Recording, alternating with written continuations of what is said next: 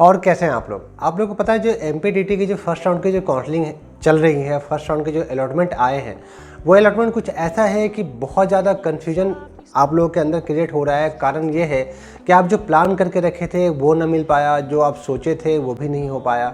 जो last year हो रहा था, लास्ट ईयर सबको मिले थे, इस बार क्या ऐसे कारण हैं जो रह गया। साथ में जिनको रिपोर्टिंग करना है वो रिपोर्टिंग में कौन कौन सा डॉक्यूमेंट ले करके जाएंगे, और अगर जिसे अपग्रेडिंग करना है उसके लिए क्या क्या कंडीशंस बन रहे हैं। हालांकि मैंने बहुत सारे कमेंट को रिप्लाई करा है आज। बिल्कुल आप लोग एग्री करो इस बात से, क्योंकि हमेशा से ऐसा रहा है कि आप लोग कहते हो कि नहीं भैया आप रिप्लाई नहीं देते हो। तो मैं बहुत सारा रिप्लाई दिया, लगभग 2.5 घंटे कंटिन्यू रिप्लाई था।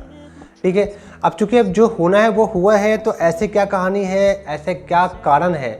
दोस्तों मैंने लाइव जो अभी जो मैं रखा था शाम को, उसमें मैंने दोस्तों एक बात बताने की कोशिश करा था आपको। हालांकि हम लोग थोड़ा सा डिटेल्स करेंगे उसे। दोस्तों 19,000 ऐसे बच्चे हैं जिन्होंने सीएस ब्रांच को पहले चॉइस पे रखा है। ये कहीं ना कहीं बहुत ज़्यादा शॉक करने वाली बात है, क्योंकि कारण है कि भाई साहब 13,000 सीटें हैं, और 13,000 सीटें में सभी कॉलेज जो 128 कॉलेज पूरे राजीव गांधी के अंदर आता है, पूरे कॉलेज इंक्लूड करते हो, उस कॉलेज के सीएस जो सीटें हैं वो 13,000 है। और 19,000 बच्चों ने क्या करा है, सीएस को चॉइस करा है। और आपको पता है मेरे भाई, कारण ये है कि जो टॉप कॉलेज है जिसे हम टारगेट करते हैं, जिसे आप टारगेट करते हो, ऐसे कॉलेज की जो ब्रांचेज हैं, ऐसे कॉलेज की जो सीटें हैं, ठीक है। अब कुछ ही कॉलेज है ऐसे, जैसे मान लो अगर 128 या 150 कॉलेज है, मान लो 150 में से 20-25 कॉलेज ही ऐसे होंगे जिसे आप टारगेट करके बैठे हो और जिसके सीएस आपको चाहिए थे। तो ऐसे कहानी में अगर 25% सीट ही आपको लेना है और आप खड़े हो 20,000 के आसपास, मतलब चूँकि 52,000 टोटल बच्चे ऐसे हैं जो काउंसलिंग के लिए, मतलब जो 52,000 सीटें ऐसी हैं जो मध्य प्रदेश में डीटी ने रखा है टेक्निकल के लिए, ठीक है। उसमें से 19,000 बच्चे को सिर्फ फर्स्ट राउंड में सीएस चाहिए, उसमें से 650 बच्चे को approx IT first round choice में चाहिए, ठीक है। और मैकेनिकल और सिविल की बात करोगे तो वो 500 और 400 पे अटक के मतलब फंस के रह गए। पता ऐसा क्यों हो रहा है? देखो भाई, सीएस की डिमांड तो है, हमें भी पता है, आपको भी पता है। अब चूंकि इस टाइप से जो कहानी अटक गई है, तो अब इससे हमें कैसे छुटकारा मिलना है, कैसे हम सर्वाइव कर पाएंगे, किस टाइप से हमें लेने चाहिए, कौन कौन से ब्रांच ऐसे हैं कि सीएस ना मिले तो मुझे इससे काम चलने वाले हैं, सेकेंड राउंड में क्या होने वाला है। सेकेंड राउंड में दोस्तों देखो, हालांकि मैं उससे पहले आपको ये बताऊं कि जिनको वीडियो कंप्लीट नहीं देखना है, बिल्कुल आप अभी से ही ना देखो, क्योंकि अगर आप वीडियो कंप्लीट नहीं देखते हो तो रैंकिंग भी खराब हो जाता है मेरे भाई। हमें ऐसा लगता है कि मेरी जो मेहनत है शायद वो बेकार जा रहा है, और मैं जो कोशिश कर रहा हूँ वो सही नहीं है। देखो दोस्तों, ये जो कहानी हो रही है ये कैसे फुलफिल कर सकते हैं, क्योंकि आपको पता है सीएस अगर आपको नहीं मिल पा रहा है, और जो मैंने लाइव में भी बताया था दोस्तों, लगभग अप्रॉक्स 10,000 से कम रैंक वाले जो बच्चे हैं अपने यहाँ, वो लगभग अपने पास 75 से 80 बच्चे ऐसे हैं जो जिसके 10,000 ऑल इंडिया रैंक है, वो आके बैठे हैं। तो मेरे भाई, जब इतना ज़्यादा रैंक वाला बच्चा एमपीटीटी में आके बैठेगा तो नॉर्मल सी बात है, कहानी ख़राब तो होनी ही है। क्योंकि एक कॉलेज ऐसा जो कि मिलने चाहिए, जैसे मान लो एचजीएस आईटीएस के सीएस, जिसे मिलने चाहिए था उसे नहीं मिला, क्योंकि जिसे मिला है वो छोड़ के बाद में चला जाएगा। तो जिसे नहीं मिलना था, जिसे मिलना था, उन्होंने क्या करा, आईटी को ले लिया। अब आईटी जिसे मिलना था वो एमआईटीएस को लेके बैठा है या जेईसी को लेके बैठा है। तो ऐसे क्या हुआ कि ये इंगेज, एक कॉलेज पूरा इंगेज हो गया, और जो कि कटअप को बहुत ज़्यादा अंतर ला दिया है, बहुत ज़्यादा डिफरेंस हो गया है। क्योंकि आपको पता है जो एमपी से बाहर के बच्चे हैं उनके यहाँ के भी काउंसलिंग स्टार्ट नहीं हुए हैं, तो वो भी अभी सबके सब एमपी में लगे पड़े हैं। आप जो एमपी से हैं, एमपी वाले में कहानी ये आ रही है कि वो उन्हें भी कुछ बच्चे को बाहर जाना होता है, वो भी नहीं जा पा रहे हैं। तो चूंकि अब ऐसे कहानी में इतना जल्दी अगर काउंसलिंग स्टार्ट होगा तो यही सब कहानी अटकेगी। क्योंकि अभी आपको पता है जो सीटें आपको नहीं मिली है, कुछ टाइम बाद आपसे कम रैंक वाले को वो सीटें मिलेंगी, तो आपको और ज़्यादा बुरा लगेगा, अब मुझे भी ख़राब लगेगा। क्योंकि ये मेरे ख्याल से ये डीटी की गलती है, और डीटी वालों को ये सब देखना चाहिए। ये जल्दी के चक्कर में इतना जल्दी ना करो कि जो रैंक वाले बच्चे हैं उन जिसे जो मिलना चाहिए था उसे वो नहीं मिल पा रहा है, आपके कारण कुछ और उनको देना पड़ रहा है। भाई साहब, जोशा से पहले आप अपना कॉलेज भरना चाह रहे हो, ऐसा संभव है क्या? और बात आती है प्राइवेट कॉलेज की। दोस्तों देखो, प्राइवेट कॉलेज तो ऐसा है कि पूरे के पूरे खड़े हैं बिल्कुल आपको नोचने के लिए। आप तो बिल्कुल कह रहे हैं कि हाँ देखो, मैं नोचने के बाद से हमें याद आया कि जिनको अपग्रेडिंग करना है, अपग्रेडिंग करने वाले लोग, आप कॉलेज में मत जाना, नहीं तो वो क्या करेंगे, टीसी मैनेजमेंट वगैरह रख लेंगे और रिपोर्ट भी कर सकते हैं वो।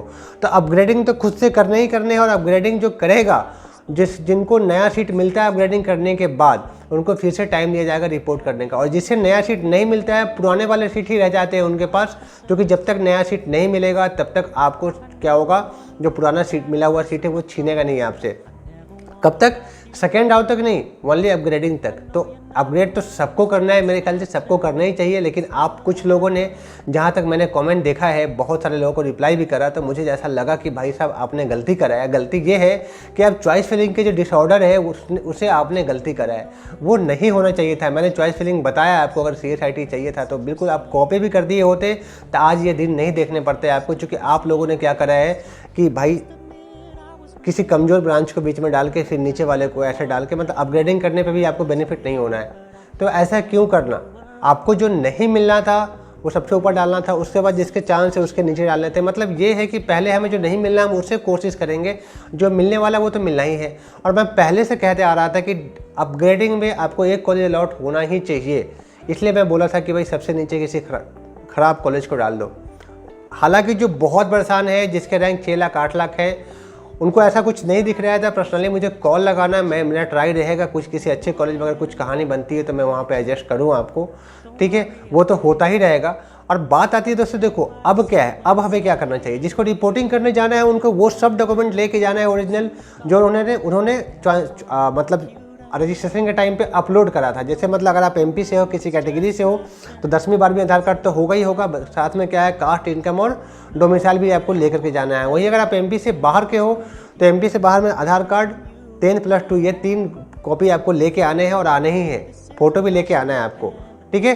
फ़ोटो के साथ साथ और क्या हो सकता है, जो फीस है, अलॉटमेंट लेटर पे आपको फीस लिखा हुआ मिलेगा कि इतना फीस के साथ आप रिपोर्टिंग कर सकते हो, तो वो भी आपको तैयार होकर के आने हैं लेकर के, चूँकि अगर आप रिपोर्ट करना चाहते हो। चूँकि कुछ बच्चे तो ऐसे हैं जिन्होंने चॉइस फिलिंग ऐसे करा है कि उनको अपग्रेडिंग से कोई फ़ायदा नहीं होना है, तो ऐसे बच्चे को मेरे ख्याल से मैंने लगभग सबको रिप्लाई कर दिया है व्हाट्सएप पे नहीं, मतलब कि कमेंट में। तो वहाँ से आप लोग देख लो, और मेरे ख्याल से आपको रिप्लाई मिल भी गया और आपको ऐसा लग रहा है कि अब नहीं होना चाहिए, रिपोर्ट करना चाहिए, तो आप लोग रिपोर्ट कर देना। और आगे कुछ कहानी ऐसी बनेगी जिसमें इंटरनल ब्रांच चेंजिंग में आप लोग अपने आप को चेंज कर सकते हो, आप लोग अपने आप को वहाँ रख सकते हो जहाँ आपको होना चाहिए था, ठीक है। क्योंकि उस टाइम तक जिसे जाना है वो चले जाते हैं, जिसे जो कॉलेज में जाना है वो कॉलेज छोड़ के कहीं और निकल जाते हैं, तो ऐसे में सीटें वैकेंट हो जाती हैं। और ऐसा नहीं है, अगर आपको अभी लगता है कि आप किसी कॉलेज में आप अगर लटक गए हो, फंस गए हो, आप एडमिशन ले लिए हो या लेने वाले हो, तो आगे आप कैंसिल भी कर सकते हो। ऐसा नहीं है, कैंसिल करने के भी ऑप्शन सभी अवेलेबल है। और B फार्मेसी वाले को तो पता है 2 मंथ के काउंसलिंग डिले हो गए हैं, तो आप लोग के काउंसलिंग में साथ में ही जाने हैं। ऐसा मत सोचना कि फर्स्ट राउंड स्टार्ट हो गया तभी भाई अपना तो काम हो गया, नहीं। ये लटक लटक के पूरे 2.5 से 3 महीने ख़राब करने वाले हैं आप लोगों के, जहाँ तक हमें लगता है। दोस्तों कुछ भी ऐसे कुछ रहे इन्फॉर्मेशन, कुछ गलत लगे तो रिप्लाई करना, और बिल्कुल सब्सक्राइब कर दो और दोस्तों के साथ शेयर करो। क्योंकि जब तक क्या है आप लोग देखेंगे तब तक हमें मज़ा आएगा, आप लोग नहीं देखेंगे क्योंकि आप लोग तो आधे वीडियो छोड़ के निकल जाते हो, तो ऐसे में अच्छा नहीं लगता है। तो थैंक यू सो मच, ऐसे जुड़े रहे, ऐसे ही बने रहे।